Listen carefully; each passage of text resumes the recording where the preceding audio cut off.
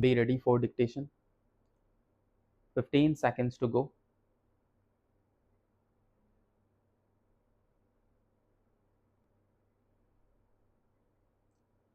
5 seconds to go. I shall give a few facts and projections, and they indeed betray any romance in the present scenario. Though the mankind was the latest creature among the biodiversity, its numbers have grown rapidly. It is alarming that the rate of growth is ever increasing. In 1798, when he was writing his essay on population, the global population was barely 1 billion. Ever since, due to industrialization and technological revolution, the population has risen to an ever increasing rate. In the following 100 years, the world population doubled to 2 billion, and further, following half century from 1925 to 1975, it doubled again to touch 4 billion. By 1990, it was 5.3 billion. Even though there is a decrease in the overall growth rate of population from 1971 onwards, according to UN projections, by 2025, the Earth will contain a population of around 8 billion people, and the global population stabilizes as 11 billion people in the second half of the next century. The worst aspect of this population explosion is that these increases will be taking place largely in the developing and underdeveloped countries. It has been projected that from now to 2025, around 95% of all global population growth will take place in these countries. At current rate of population growth, we should plan to accommodate a workforce of around 3 billion of people in developing countries by 2025. This means these developing economies should be able to cater the need to around 40 million new jobs every year. These countries have comparatively low industrial production. A high domestic consumption leaves minimal surplus in the economy. Secondly, it is observed that in the countries with large population, the share of primary sector is higher in the economy.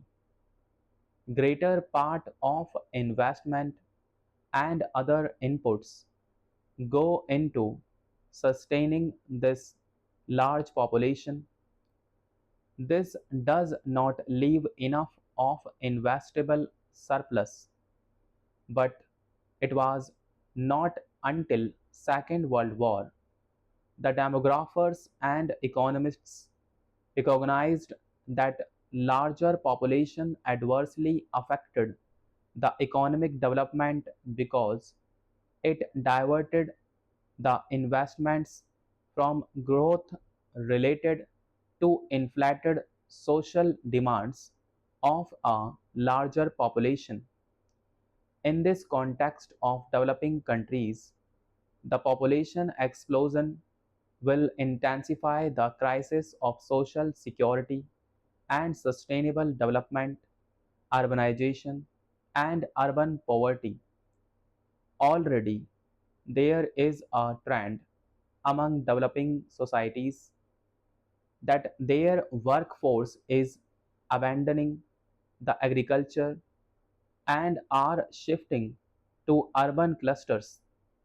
In 1985, around 30% of the population of developing countries was living in urban areas, which shall go to 60%. In our strategy of development, we want growth and greater equality. We want to prevent concentration of economic power. That is why we must help the public sector as well as the cooperative sector to grow both absolutely and in relation to the private sector. Cooperatives combine the good points of both the public sector and the private sector. They give a voice and sense of participation to the ordinary man. They are based on voluntary union and democratic control. At the same time, they can take full advantage of modern large scale management. If I may say so, the cooperative way is a civilized way of working, providing, as it does, the means of diminishing large scale ownership by individuals and groups, but without sacrificing the advantages of big units essential for the application of modern science and technology.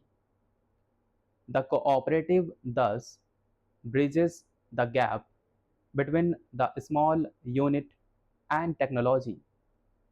Dream cannot become realities unless there are material factors by which we can implement them. It is only through science and technology that we can supply these material conditions. Even the so-called advanced countries assign a major role to cooperatives.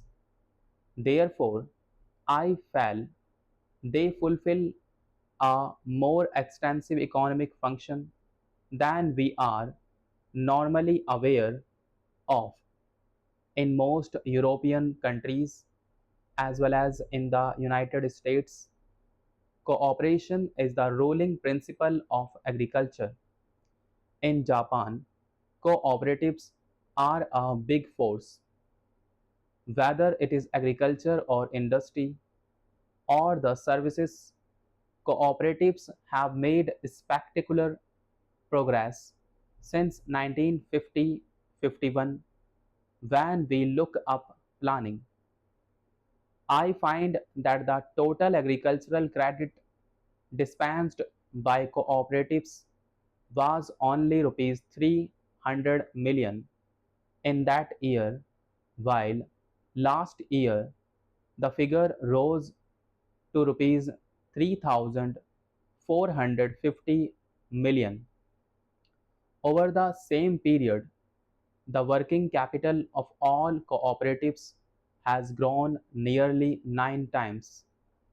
I am particularly impressed by the great strides made by this movement in agricultural processing and marketing sectors. Cooperation is an ideal instrument for rural development. In the government of India, cooperation is part of the same ministry which looks after agriculture, community development, and food. But cooperation has as vital a role in urban areas as in rural areas. All over the world, urbanization has led to the erosion of people's ability to live a well adjusted corporate life. People might reside long, longer together in cities, but they are isolated and lonely and do not seem to live together.